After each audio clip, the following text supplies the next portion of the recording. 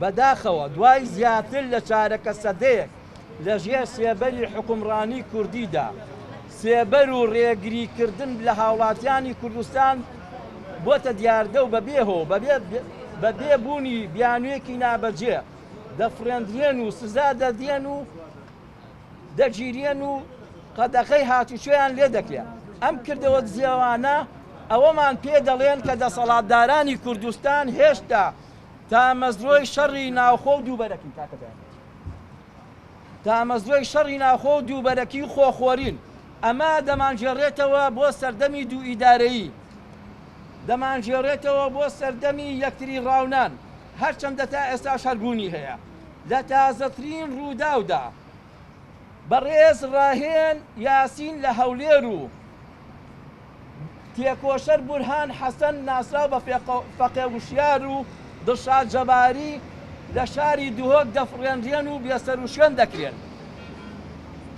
کاکە ڕاهێن بۆ بژێوی ژیانی ڕووی لە پایتەخت کردبوو. بەداخەوە دوای ئەشکەنجە و هەڕەشە پێی دەوترێت کە جارێکی تر بۆی نییە لە هەولێرە کاسبی بکات.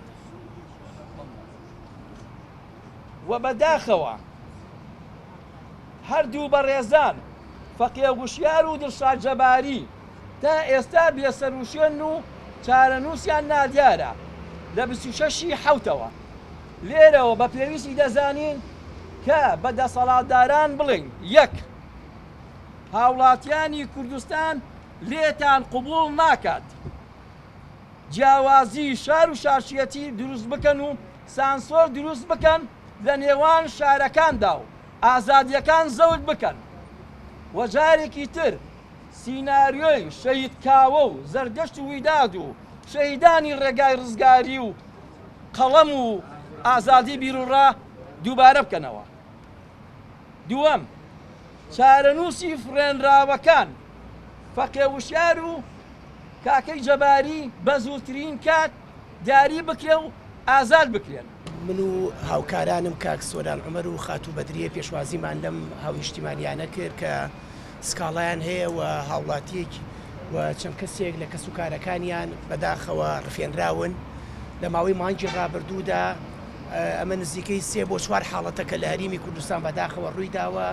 لە سیدەکانیش ڕۆژنامەنووسێک بە ناوی زوبێر برادۆستی ئەویش هەر لە ماوەی ڕابردوودا ڕفێنراوە دەستگیر کراوە، هەم کاک دڵشاد هەم کاک فەقێوشیار و هەم کاک ڕاهین کە بەم شێوەیە ڕفێنراوە و ئازار دراوە.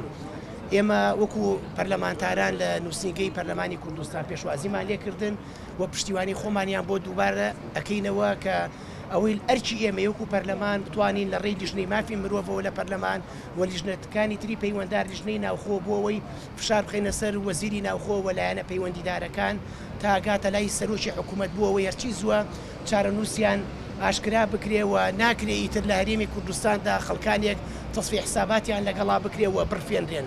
هەر کەسێک تاوانێکی کردووە بێ لە ڕێی دادوەرەوە فەرمانی دەستگیرکردنی بۆ دەربچێەوە دەستگیر بکرێەوە بێ شەفافانە لێکۆڵینەوەی لەگەڵا بکرێ و ڕای گشتی ئاگاداری کەیسەکانیان بێت. بۆیە ئەمەی کە ئەکرێ بەرامبەر بە هاونیشتیمانیان ئەگەر تاوانیشیان کردبێ ئەبێ لە ڕێی دادگاوە بکرێ. بەم شێوەیە کە کراوە بەرامبەریان بە تەواوی پێشێلکردنی مافەکانی مرۆڤە ڕێزنەکردنە لە سەروەری یاسا لە سەروەری قانون.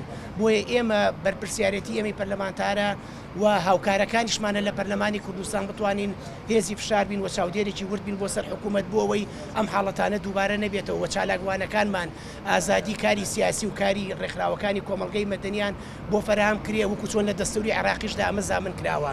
بۆیە ئێمە ئیدانەی هەر جۆرە ڕفارنێگەکەین و پێمان وایە ئەمە بێحورمەتیە بەرامبەر بە قانون و بێحورمەتیە بەرامبەر بە ئەلفوبی مافەکانی مرۆڤ. ئێمە پشتیوانی خۆمان بۆ کەسوکاری سەربەرزی ئەو دەستگیرکراوانە ڕاگەێنین و پشتیوانی تەواویانەکەین و داوار لە حکوومەتی هەرێمی کوردستانی شەکەین چیزدا زووە چارەنووسیان ئاشکرا بکرێەوە لە ڕێی دادگایکی عادیلانەوە ئەگەر تاوانیان کردبێت دادگای بکرێن ئەگەر نا بە زووترین کات ئازاد بکرێن.